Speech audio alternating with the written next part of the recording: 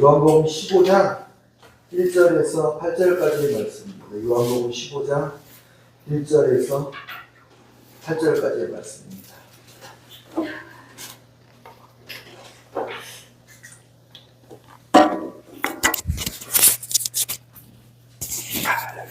성경책을 펼치겠네요.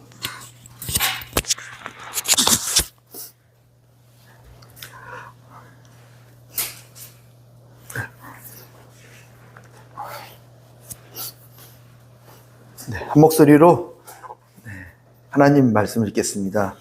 나는 참 포도나무요 내 아버지는 농부라. 내가 내게 붙어 있어 열매를 맺지 아니하는 가지는 아버지께서 그것을 제거해 버리시고 무릇 열매를 맺는 가지는 더 열매를 맺게 하려 하여 그것을 깨끗하게 하시느니라.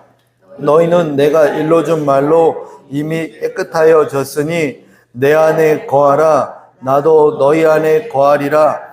가지가 포도나무에 붙어 있지 아니하면 스스로 열매를 맺을 수 없음같이 너희도 내 안에 있지 아니하면 그러하리라.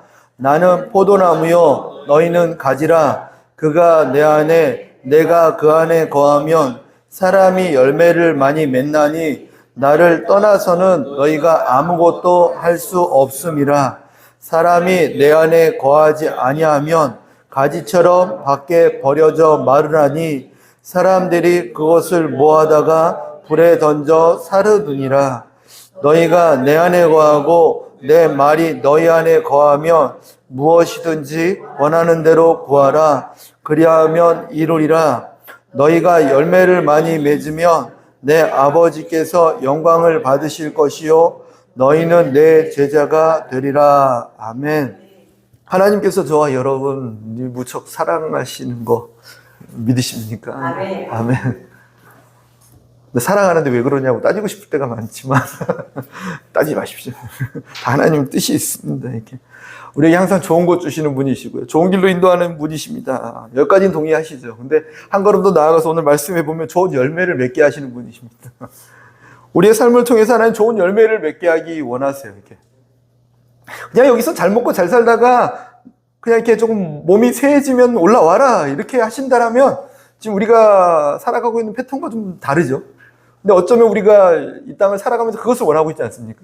적당히 주님과 좀 이렇게 필요할 때 교제했다가 좀 적정선에서 적당한 거리를 유지했다가 때가 되면 불러주십시오. 뭐 이런 거를 바라고 살아간다라면요, 주님과 좀 방향이 맞지 않습니다. 주님은 그것을 원하지 않거든요. 오늘 보면 열매 맺어라. 열매 맺기를 원하세요. 그렇기 때문에 오늘 보면요, 2절에 열매를 맺지 아니하는 가지는 아버지께서 그것을 제거해 버리시고 무릇 열매를 맺는 가지는 더 열매를 맺게 하려고 그것을 깨끗하게 하시느니라 기록하고 있습니다. 열매 못 맺을 것 같은 가지는 그냥 이게 제거해 버리시고 열매 맺을 것 같은 가지는 더 열매 맺게 하기 위해서 깨끗하게 하신다. 이 비유적인 표현이었어요. 농부는 아버지를 얘기하고 포도나무는 예수님을 의미하고 우리는 가지다. 우리와 하나님과 떨어질 수 없는 관계다. 이것을 설명하면서 어떻게 살아가야 되는지 또 하나님께서 무엇을 원하시는지를 오늘 말씀을 통해서 말씀하고 계세요. 떠나서는 아무것도 할 수 없어. 떠나서는 무슨 일이 일어나냐면 길에 버려진다. 근데 길에 버려지는 순간 그 나무는 생기를 잃어버려. 수분을 잃어버려. 모든 것을 잃어버려. 열매 맺을 것 같지만 떨어지는 순간 열매는커녕 나중엔 바짝 말라져서 밟히다가 사람들이 모아다가 이 사람들은 누구를 의미하는지 모르겠지만 땔감으로 쓰여진다라고 표현하고 있어요. 그냥 버려져서 땔감으로 쓰여질 거야. 정말 안타까운 삶이죠. 하나님은 그 안타까운 삶이 우리에게 일어나지 않기를 바라세요. 그분의 목적과 방향이 있기 때문에 열매 맺는 삶을 원하세요. 너희들이 열매를 많이 맺으면 사람들이 너희들을 보면서 또 사람들이 아니라 하나님께서도 보시기에 또 우리 스스로도 보기에 내가 하나님 제자다 말할 수 있게 하신대요. 우린 제자예요. 그죠? 제자 맞습니다. 안 하고 싶어도 어쩔 수 없어요. 제자래요. 제자라고 표현하시면서 제자다움을 얘기하는 거죠. 제자다움. 뭐 우리 자녀들이 말 안 듣고 속썩인다고 우리 자녀가 아닙니까? 자녀죠. 너는 내 아들이야. 근데 아들다움은 또 별개죠. 자녀다움은 별개예요. 그죠? 제자다움. 모두들이 제자답다라고 인정하면서 당신은 정말 하나님의 사람입니다. 당신은 정말 예수님의 제자였군요. 당신의 스승이 누군지 알겠습니다. 당신만 봐도 당신의 스승이 보입니다. 우리가 잘하면 우리 스승이 영광받는 거, 그 느낌이죠. 그런 느낌으로 이게 표현하고 있습니다.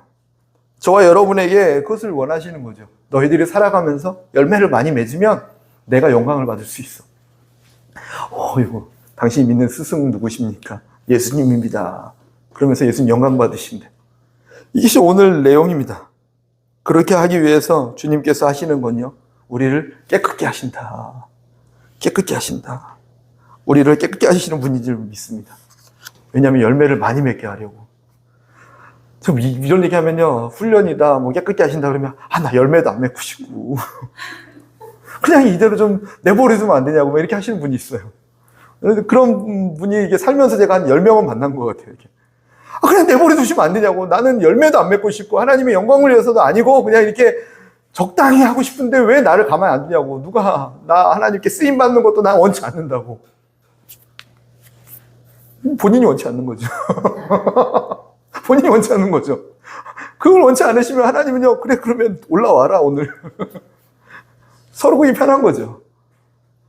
천국이 더 편한 곳인데. 천국은 슬픔도 없고, 아픔도 없고, 아무 두려움도 없는 곳인데, 그것으로 오늘 올라오지 않겠니? 이렇게 하시면 되는 거죠. 근데 주님은 그걸 원하지 않으세요. 우리가 이 땅에서 호흡하고 있는 이 육신을 입고 있는 동안에 하나님이 열매 맺기 원하신다라는 거. 그 초점부터 맞추고 시작해야지 인생이 좀 쉬워져, 이렇게. 그 초점이 틀려진 상황에서 시작하면 계속 어차피 가는 거 끌려가는 느낌 아십니까? 어차피 가는데 끌려가는 거와 가는데 내가 앞장서서 가는 거와 그분과 손잡고 동행하는 거와 다른죠, 그죠? 어차피 가요, 우리는. 어차피 가요. 왜냐하면 주님이 포기하지 않으시니까. 열매 맺게 하시는 줄 믿습니다. 깨끗게 하신대. 한숨 쉬시고, 끌려간다니까. 나는 끌려가기 싫은데. 근데 어떤 열매냐면요, 갈라디아서 5장 22절, 23절 말씀입니다. 오직 성령의 열매는 사랑과 희락과 화평과 오래 참음과 자비와 양성과 충성과 온유와 절제니 이 같은 것을 금지할 법이 없느니라. 어떤 열매를 원하시냐면 교회 많이 짓고 이런 거 아니에요. 그죠? 성령님께서 하시는 열매는요, 우리 안에 사랑이 넘치게 하세요. 우리 안에 기쁨이 넘치게 하세요. 화평의 도구가 되게 하세요. 어떤 상황에서도 인내하게 하세요. 어떤 상황 앞에서도 사람들을 긍휼히 여길 수 있는 마음이 있게 하세요. 그리고 내게 주어진 어떠한 것을 충성되고 하나님의 나라를 위해서 살아가는 삶이 되게 하세요. 내적인 거죠, 그죠? 이 내적인 것을 통해서 자연스럽게 열매가 맺혀진대요. 이것을 보면서 자연스럽게 우리의 모습을 보면서 당신은 제자가 맞군요. 당신이 따르는 건 우리가 따르는 거와 다르군요. 라고 믿고서 예수님을 만나기 시작할 때 그들이 천국 백성이 되는 놀라운 기적이 같이 일어나는 거죠. 죽은 사람이 살아나는 기적이 일어나는 거죠. 주님은 이 열매를 원하세요. 저와 여러분이 그 주인공이 될 줄 믿습니다. 저 사람 사랑이 없네. 성령의 열매가 사랑입니다. 저 사람은 왜 이렇게 항상 인상 기쁨이 넘치게 될 줄 믿습니다. 저 사람은 이렇게 잔인하지. 하나님의 긍휼함이 넘치고. 누구냐면요, 성령님의 열매라고 표현했지만 결국은 예수님의 모습이죠. 성령님은 예수님을 증거하시는 분, 우리를 예수님께로 인도하시는 분, 예수님을 닮게 하시는 분이 우리 성령 하나님인 줄 믿습니다. 저희와 여러분이 예수님 닮게 하세요. 예수님을 닮게 하신다고 해야지. 이게 좋지 않습니까? 그게 우리의 목적이고 방향이면 좋겠어요. 나를 예수님 닮게 하신다. 그럼 예수님 닮음으로 인해서 우리 삶 가운데 좋은 열매들이, 그게 자체가 열매죠. 그죠? 그럼에도 불구하고 또 외적인 열매가 맺혀지면서 하나님 영광 받으신다. 그렇게 하기 위해서 주님이 깨끗게 하시는 것이 무엇이냐면 우리의 죄와 상처를 깨끗게 하시는 줄 믿습니다. 죄와 상처가 있으면요, 열매 맺는데 방해가 돼요. 어제 저희 어머니 댁에 갔더니 이렇게 시골 가서 딴 꽃감 한 20개 정도를 따는 거를 쭉 연결해놨는데 중간중간 이렇게 잘라가지고 끈에 매가지고 곶감 만든다고 막 이렇게 해놨더라고요. 쭉 했는데 중간중간 이렇게 파먹은 자리가 있어요. 그래서 저희 아들이 장난치더라고요. 저거 곶감 껍데기 까다가 배고파서 파먹으셨네. 근데 왜 팠냐면 그 썩은 자리가 있대요. 곰팡이 자리가. 그런 것은 도려내지 않으면 온전히 될 수가 없대요. 우리의 삶 가운데도 여전히 죄에 대한 습성과 상처가 있으면요, 열매 맺는데 방해가 되는 거예요. 그래서 주님은요, 그 열매 맺는 것을 위해서 우리의 죄된 습성을 먼저 만지세요. 죄를 먼저 만지세요. 우리의 상처를 먼저 만지세요. 죄와 상처를 만지시는 분입니다. 그것을 깨끗게 하시는 분입니다.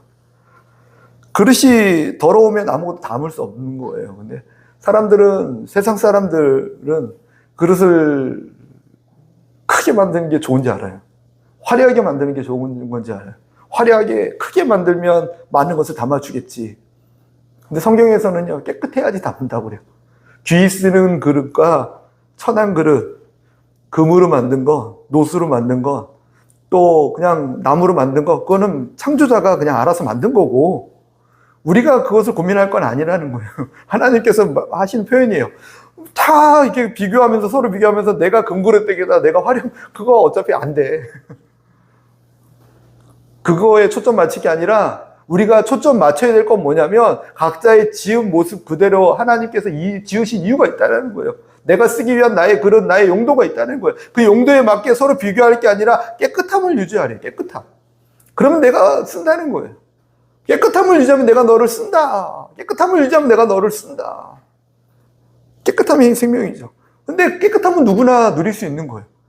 화려하게 되려는 건 누구나 되는 게 아니에요. 왜냐하면 창조자가 결정하시기 때문에. 근데 깨끗함은 누구나 할 수 있도록 하나님께서 하신 일이 십자가의 아들을 죽이신 일입니다.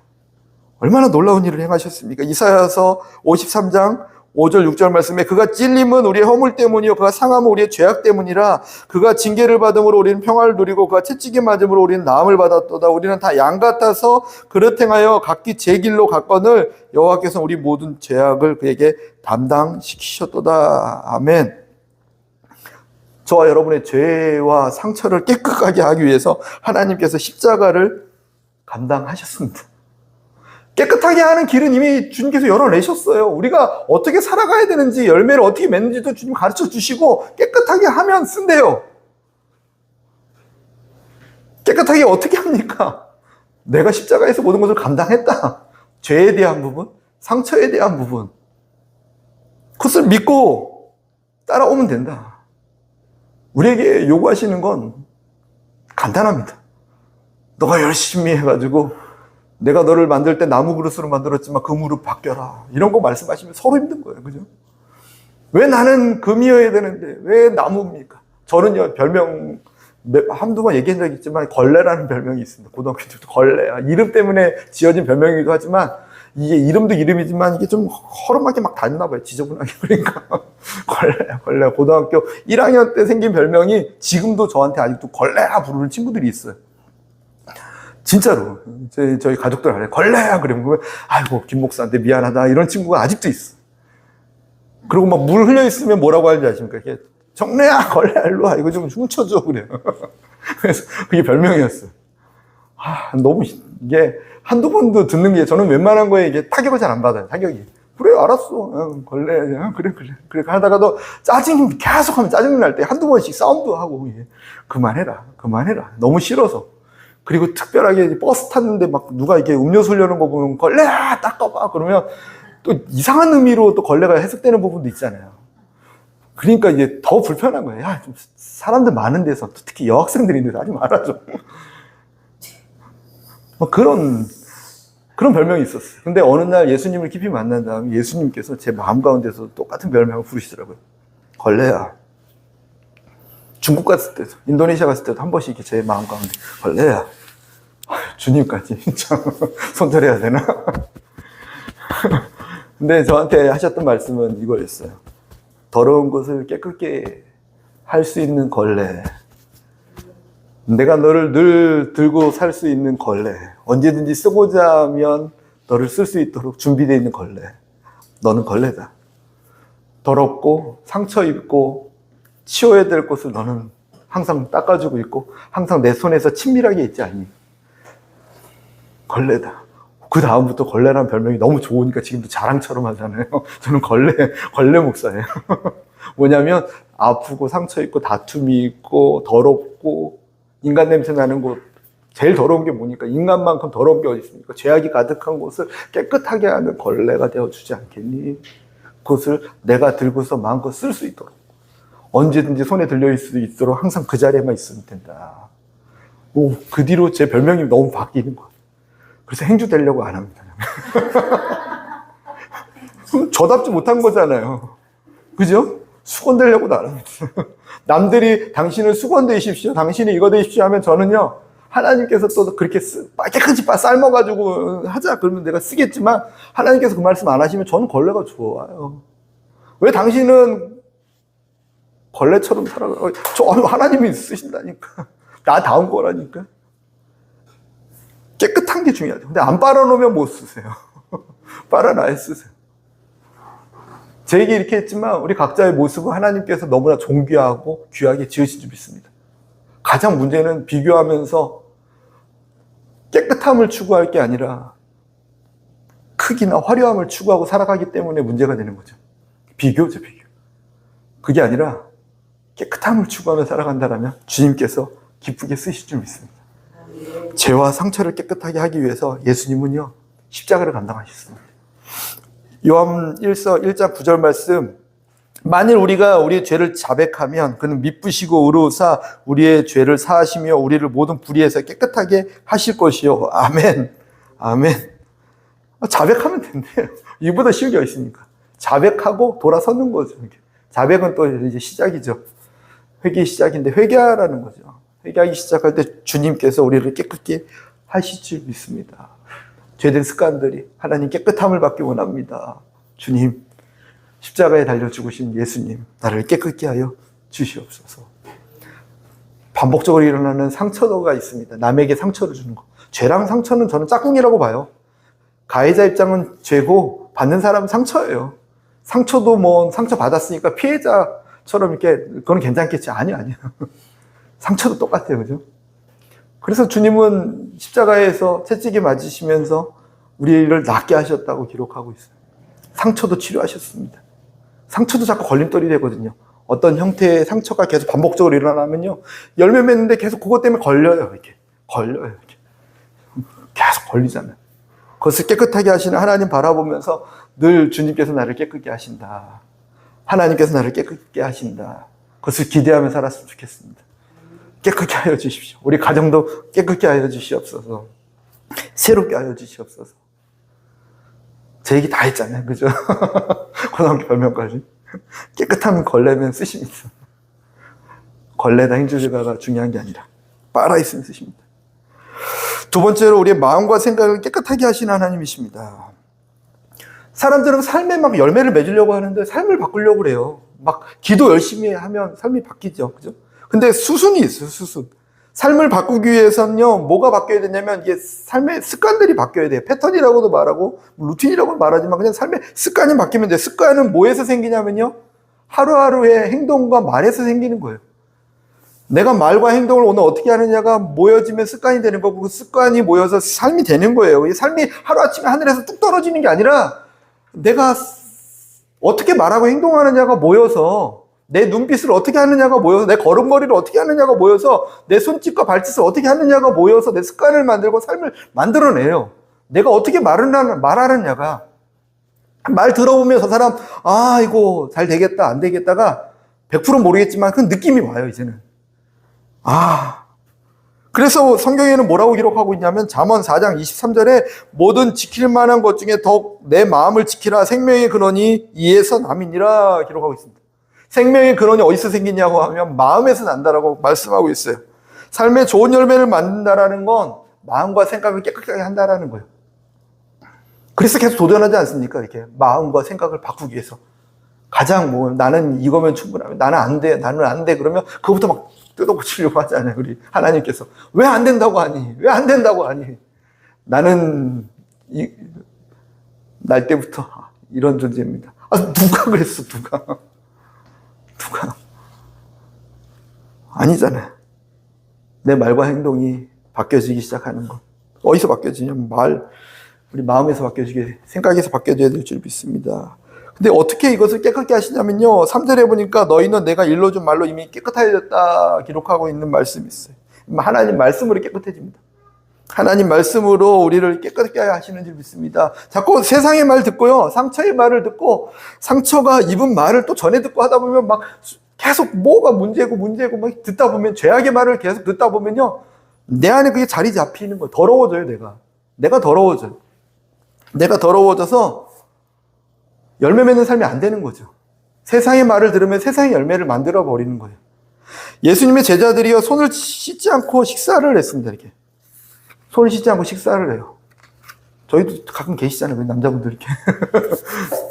그랬더니 당시에 바리새인들과 전통을 잘 지키는 사람들이 와서, 당신 제자들은 손을 씻지 않고 밥 먹습니다 얘기했을 때 예수님께서 뭐라고 말씀하셨냐면, 마태복음 15장 11절 말씀에, 입으로 들어가는 것이 사람을 더럽게 하는 것이 아니라 입에서 나오는 것이 사람을 더럽게 하는 것이니라 말씀하세요.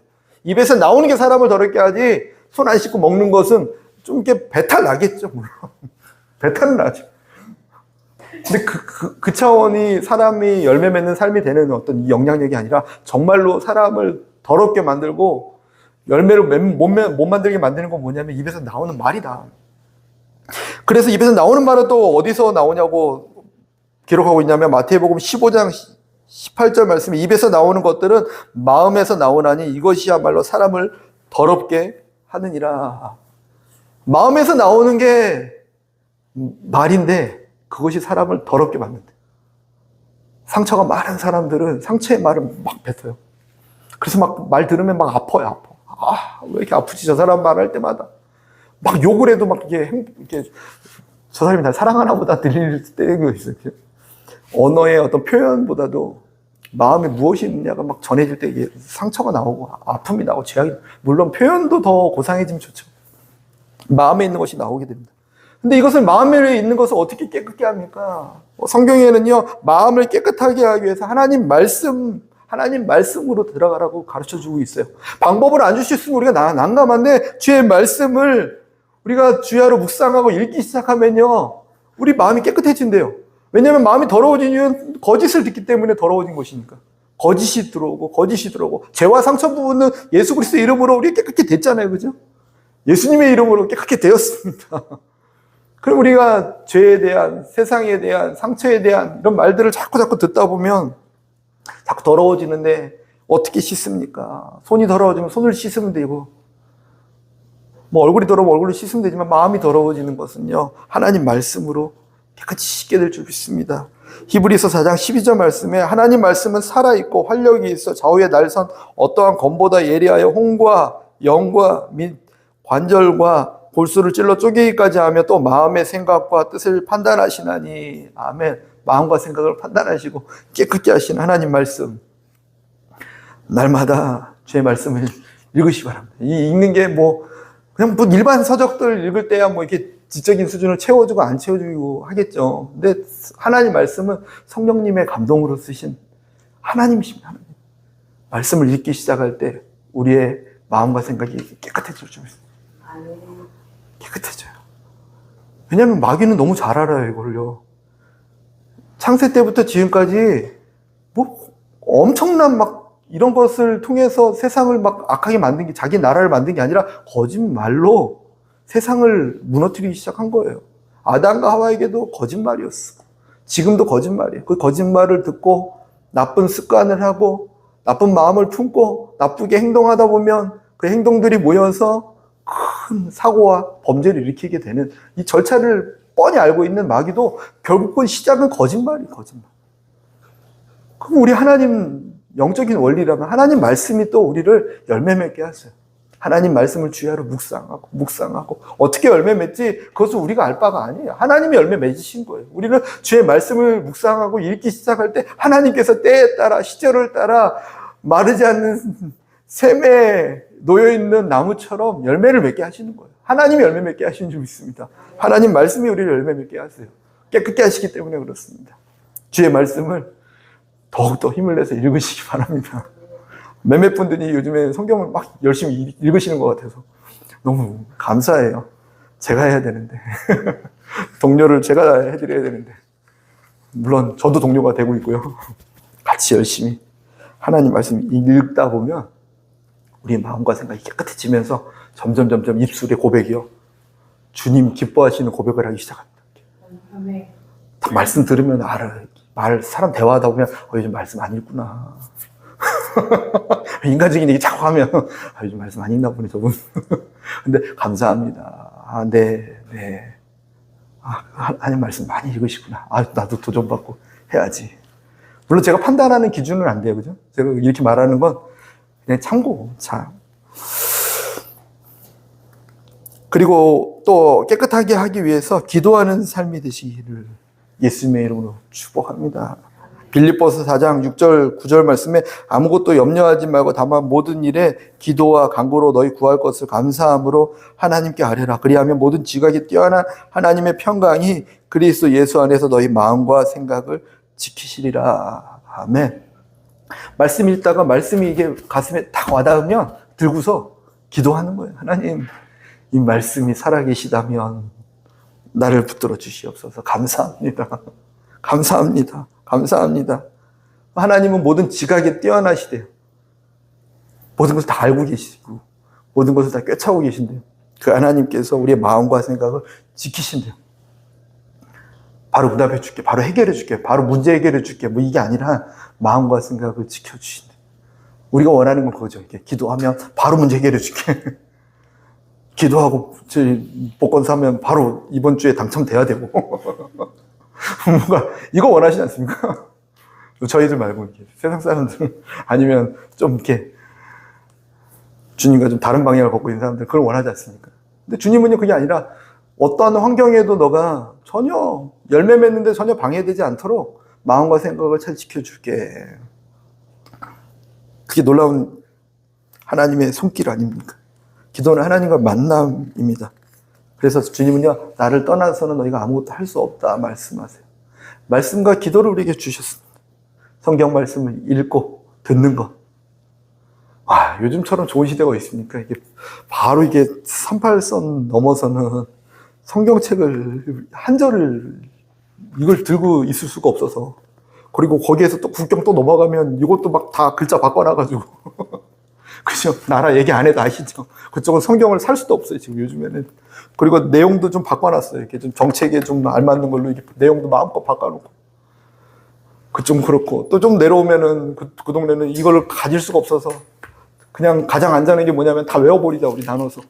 각자 막 나눠서 외워버리는 방법. 이거 보고서 놀래서 운대요, 이게. 성경을 이렇게 마음껏 펴놓고 볼 수 있다니.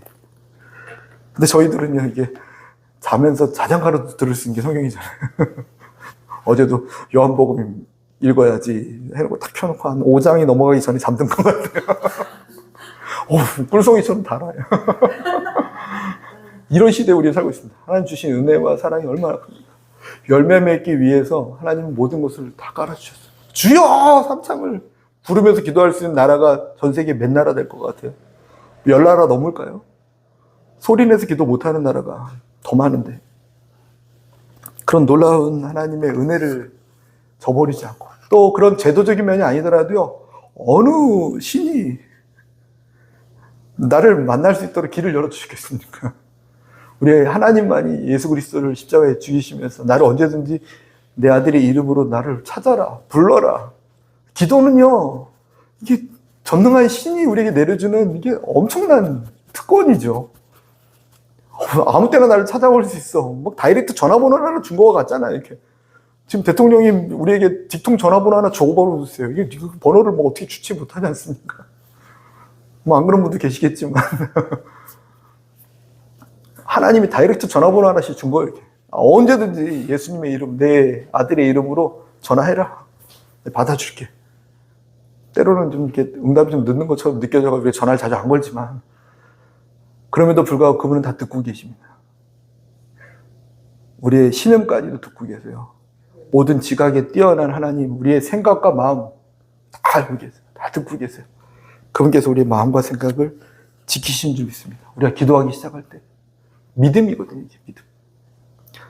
이게 믿음이죠. 하나님 해주십시오. 그래 그럼 말씀과 기도의 자리로 나오지 않겠니? 그 정도 믿음은 보여줘라. 교회는 나올 수 있지 않겠니? 그 정도 믿음은 보여줘라. 또 더한 것도 하나님 말씀하시죠. 믿음이죠, 믿음. 그거 안 하셔도 뭐 주님이 못하시지 않죠. 우리의 믿음과 주님의 일하심이 만났을 때 우리의 마음과 생각을 지키시고 새롭게 하실 줄 믿습니다. 하나님을 만나는 게 예배예요. 여기 와서 예배의 정의를 자주 말하는 것 같아요. 예배는 무엇인가? 주님을 만나는 것입니다. 근데 그러면 어디서 만나느냐? 교회에서 만나죠. 물론. 근데 교회는 어디냐? 내가 머문 곳이 교회입니다. 내가 있는 곳이 성전이고요. 두세 사람이 모인 곳에 내가 너와 함께 있다. 한 사람은 성전을 의미하고 두세 사람이 모인 곳을 교회로 의미했을 때 우리가 주님의 이름으로 모이는 그곳이 다 교회인 거예요. 그곳에서 주님 만나줍니다. 그리고 나 한 사람 한 사람을 주님 늘 만나주십니다. 언제요? 삶에서. 예배 가운데 만나주십니다. 또 주님을 만나는 것이 예배입니다. 우리 삶 가운데서 늘 예배가 일어나야 돼요. 삶 가운데서 늘 예배가 일어나야 돼요.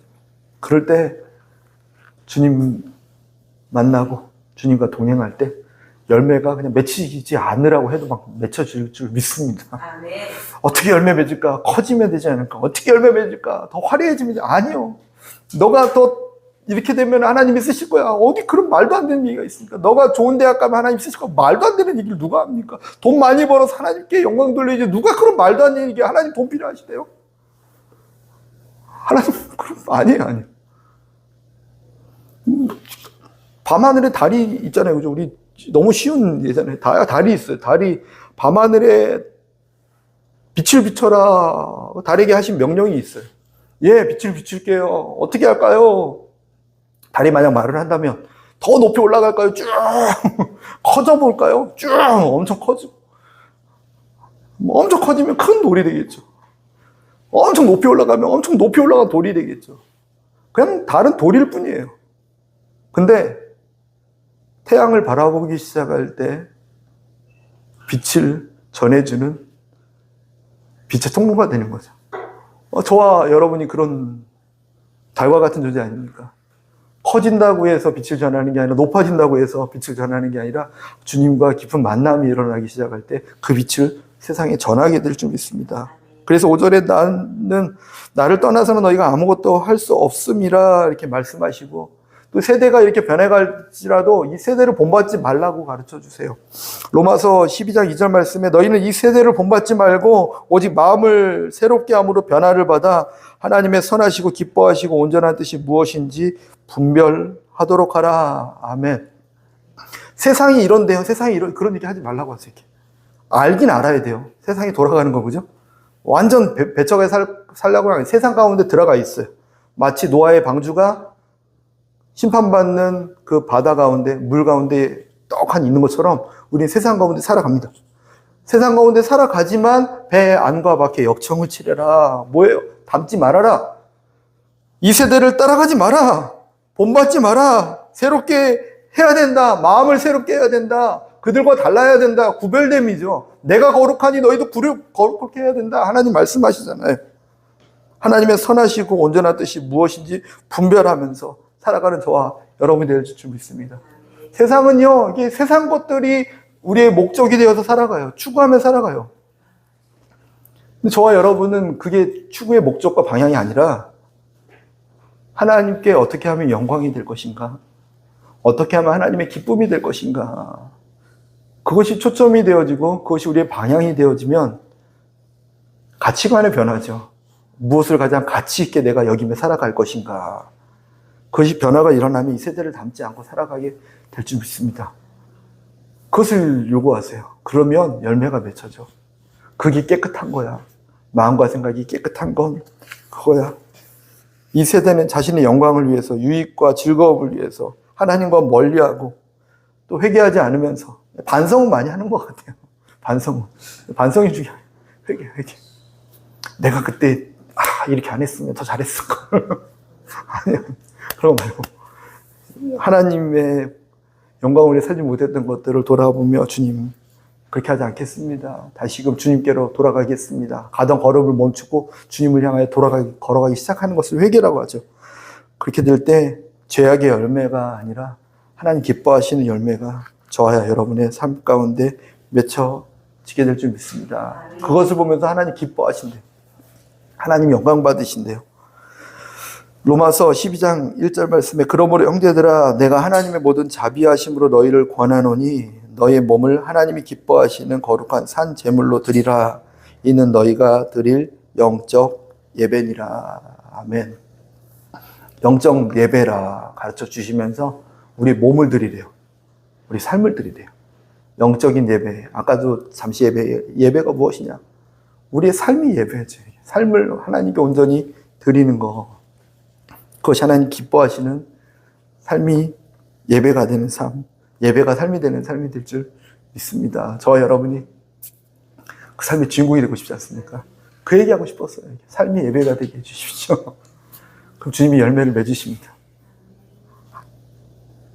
때로는 뭐 열매를 굳이 왜 맺나 이 생각 들 때 있잖아요. 저도 그럴 때 있어요. 이렇게 하면서 굳이 뭐 열매를 맺어야 되나. 지금도 좋은데 여기가 좋사오니 하고 싶을 때 있는데 하나님은 그걸 원치 않으시는 거예요. 오늘보다 내일이 더 열매가 맺혀지는 삶, 예수님을 닮는 삶, 그로 인하여 죽어가는 백성들이 주님께로 돌아오는 일, 그 일을 끝까지 해주기를 주님 원하세요. 끝까지 그 일 해주지 않겠니? 끝까지 그 일 해주지 않겠니? 끝까지 그 일 해주지 않겠니? 제가 그 요양원에서 한 2달 정도 이렇게 일한 적이 있어요. 작년 일하는데 한 분이 교회에서 장로님이셨대요. 나이가 좀 한 80 좀 중반 되신 것 같아요. 근데 거기서 이렇게 틈나면 우시더라고요. 자꾸 남자분인데 우세요. 이렇게 우세요. 울면서 고통스러워 막 우세요. 이게 정상일 때가 더 많으신 시간이고 또 이게 일어나지 못해. 거동이 좀 불편해서 이렇게 누워 계세요. 요양원에. 그러면서 내가 무엇을 잘못했냐고 막 물으시더라고요. 내가 무엇을 잘못했냐.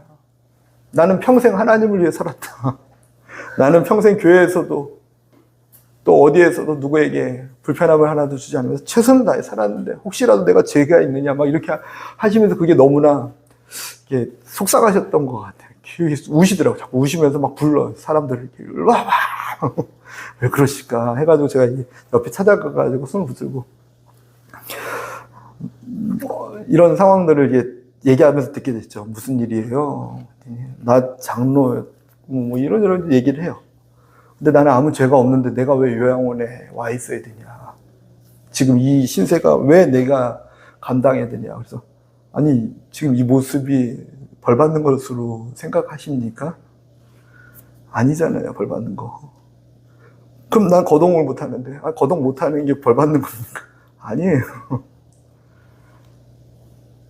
이 거동 못하는 많은 분들이 예수님 만날 수 있는 마지막 기회가 지금 이곳이기 때문에 어쩌면 장로님 이곳에서 장로님 역할을 하고 계신 거 아닙니까? 끝까지 장로님으로서 이들에게 복음을 전하기 위해서 하나님 이곳에 보내셨다라면 그러면 지금 이렇게 원망하고 있을 때가 아니지 않습니까? 정말로 아무 잘못이 없다라면 뭔 소리야. 예수님도요 십자가에 달려 죽으실 때 꼼짝 못하시고 십자가에 달리셨어요. 근데 두 강도가 있었습니다. 예수님 무슨 죄가 있어서 그 골고다 언덕에 가서 십자가에 달리셨겠습니까? 그리고 한 강도, 이쪽에 한 강도가 있었어요. 근데 이 한 강도를 그 마지막 호흡까지 구원하기 위해서 그곳에 갔는데 어쩌면 장로님을 예수님의 형상 닮는 모습으로 지금 열매 맺게 하신 거 아닙니까? 그래요? 고마워. 젊은이. 고마워. 이러고 저한테 이렇게 하트 막 보내시고 지금까지 예수님 잘 믿으면 잘 된다고만 생각했나 봐요. 세상 기준에서. 예수님 잘 믿으면 자식들도 또 거동도 더 건강하고 꼭 영혼이 잘 되고 범사가 잘 되고 뭐 이거를 공식화 시켜가지고 건강해져야 된다고 생각했나 봐요. 근데 누가 그런 거 설명해 줬습니까? 아니요. 그게 아니라 끝까지 열매 맺는 삶으로 주님은 초대하십니다. 끝까지. 마음과 생각을 지키셔야 합니다. 마음과 생각이 세상과 비교하다 보면 원망과 불평과 자꾸 욕하고 사람들에게 내가 뭐 잘못했냐고 자식들에게 상처 주고 막 계속 그거 그만하시고 마음과 생각을 지켜주십시오. 하나님 감사합니다. 한번 장로님은 끝까지 장로님 천국 가서 장로님 물론 천국 가면 아무것도 없겠지만 그랬더니 막 하트 막 진짜 나주하지 막 이렇게 하고 제가 사무실에 앉아있으면 하트 보내면 막 가서 기도해 주고 네 다음 날인가 천국 바로 가시대요. 참 아쉽네. 뭐 해석은 할 수 없었어요. 근데 마음과 생각을 지키지 못하니까 같은 상황에서 너무 슬퍼하고 있는 분이 계셨는데, 또 마음과 생각을 하나님의 마음으로 이렇게 조금 제가 느낄 때는 전해드렸더니 갑자기 삶이 그곳이 사역지가 된 거예요. 이곳이 마지막 골고다. 나 예수님처럼 이곳에서 나도 강도를 전도하리라. 그 마음 갖자마자 바로 주님께서 불러가시는 걸 보면서 우리의 상황도 어쩌면 비슷하지 않습니까? 마음과 생각을 지키지 못했기 때문에, 추구하고 살아가는 것이 다르기 때문에 하나님과 다른 길을 걷고 있지 않습니까? 마음과 생각을 지키시면 됩니다. 그러면 하나님께서 우리를 향해서, 우리를 위해서 하고 계신 일들이 보이기 시작한 겁니다. 감옥에서도, 바울은요, 감옥에서 기뻐한다고 해요. 빌립보 교인들에게 기뻐하고 기뻐하라. 이게 입장이 바뀌어서 밖에 있는 사람이 감옥에 있는 사람 보고 기뻐하십시오. 고난은 유익이고요. 하나님께서 크신 일을 할 겁니다. 하나님께서 이 난관을 거치고 나면요 좋은 일이 있을 겁니다. 막 이렇게 한다면요 네가 내 입장 대봤어. 이렇게. 그리고 누가 그런 걸 가르쳐줬는지 모르겠어요. 고생 끝에 뭐가 고진감래 뭐 이거 아닌가? 유교적인 불교적인 거 아닙니까? 이거 뭐 없어요 이런 거. 누가 그런 걸 설명했는지 모르겠어. 그런 거 없습니다. 여기. 바울은요, 뭐라고 했냐면요, 그 감옥의 안에서 나 기뻐한다 해요. 왜? 내가 이 안에 갇혀있음으로 인해서 사람들이 복음 전하는 것에 진전이 되기 때문에 너무 기뻐. 내가 이 안에 있는데 있잖아. 나는 곧 좀 매에 맞아서 아프고 막 여기 팔다리 쑤시고 하고 있는데, 근데 있잖아. 십자가의 복음이 계속 전해지고 있네. 나 이거 보면서 놀라워. 지금 너무 기뻐. 나도 기뻐하니까 너네들 기뻐해야 돼. 그리고 특별하게 빌립보 교인 너네들은 딴 교인들보다 더 기뻐해야 돼. 왠지 알아? 너네들 교회에 세워진 발상이 뭐였냐면, 감옥에 갇혔을 때 간수들 전도해 준 다음에 생겨난 게 빌립보 교회잖아요. 그죠? 너네들은 내가 감옥에 갔기 때문에 세워진 교회였어. 내가 지금 감옥에 갇혀 있는 게 부끄러운 게 아니라 오히려 더 기뻐하고 즐거워야 될 줄 믿습니다. 이렇게 감옥에 있는 사람들이 밖에 있는 빌립보 교인들을 위로하면서 그냥 듣기 좋은 말로 위로한 게 아니라 삶의 추구점이 뭔지를 정확히 설명해 주면서, 표대가 무엇인지를 정확히 설명해 주면서, 목적이 무엇인지를 정확히 설명해 주면서, 우리는 있잖아, 하루를 살아도 이 땅 가운데 십자가의 복음의 열매를 맺기 위해 살아가는 거야. 많은 제자를 세우고 교회를 세우고 뭐가 중요해? 공부를 해서 학위를 이만큼 뭐가 중요해? 다 배설물로 여겨. 나는 내가 중요한 건 하나님을 아는 지식이 가장 고상하다는 거 하나, 십자가의 복음을 내가 여기 갖고 살아가는 거, 그리고 그 십자가의 복음이 나의 삶을 통해 드러나고 있다면 나는 성공이야. 너무 단순한 공식 아닙니까? 그거 하나 가졌더니, 그 하나 가치를 가졌더니 그는 감옥에서도 기뻐하라고 가르쳐주세요. 이게 성경에서 말하고 있는 우리의 신앙관이죠. 그죠? 열매를 많이 맺기 하기 위해서 마음과 생각을 지키며 살아가다오. 그것을 우리 보고 하라는 게 아니라 말씀과 기도를 통해서 하나님께서 하신다고 가르쳐주십니다. 주님께서 하실 줄 믿습니다. 말씀을 찾아가면서 내게 응답 주시는 게 어디 있을까? 내 지금 응답 받아야 되는데 막 찾다가 여기 있네. 하나님 주여 여기 하셨으니까 주세요. 뭐 이런 말도 안 되는 이게 무슨, 좀 그거 좀 나 진짜 너무 부끄러워요. 신앙인들 막 그럴 때마다 부끄러워. 막 찾아가지고 내가 지금 이거 필요한데 이거 어디 있을까? 막 이런 거. 나 진짜 하나님 말씀을 지켜드리는 겁니까 우리가? 내 생각과 내 욕심이 하나님 말씀을 지켜드리는 이거 아니잖아요. 그죠? 주의 말씀이, 주님과의 관계가 나의 삶을 지킵니다. 그래서 어떠한 상황 가운데서도 나는 주님을 기뻐하고 감사합니다. 그럴 때요, 열매 맺지 말라고 해도 막 맺혀요. 세상 사람들이 또 하나님이 우리를 보시면서 인정하시기 때문에 넌 내 제자다. 너는 하나님의 백성이다. 너는 하나님의 사람이다. 너가 찐이다. 하나님께 인정받는 것 아닙니까? 믿음이 없이는 하나님을 기쁘시게 할 수 없는데, 하나님을 기쁘시게 하는 자 무엇으로 기쁘게 합니까? 에녹은요, 하나님과 동행함으로 기쁘시게 했다. 그 에녹이 하나님을 어떻게 기쁘시게 했는지, 어떻게 동행했는지를 성경에서는 이렇게 기록합니다. 그가 살아계신 것을 믿었다. 그가 나와 함께 계신 것을 믿었다. 그리고 장차 그가 나에게 상 주실 분임을 믿었다. 하나님 다시 만날 날을 기다리면서 살았다는 거죠. 저와 여러분에게도 도전이 됩니까? 그랬으면 좋겠습니다. 점점 가면 갈수록 메말라가는 이 세대에 하나님을 더욱더 닮아가고 알아가고 주님의 영광을 위해서 방향을 잡고 걸었으면 좋겠습니다. 그럼 조금 힘든 거, 조금 안 힘들 수 있어요. 많이 힘들 수 있어요. 근데 뭐 얼마나 또 편하겠습니까? 우리 인생이, 그죠? 편하려고 해도 뭐 편해지지 않습니다. 사실 이렇게 뭐 거기서 거기에요. 그죠? 좀 편하려고 해도 안 편해지고요. 조금 힘들려고 해도 뭐 거기서 거기에요. 주님 감당할 만큼.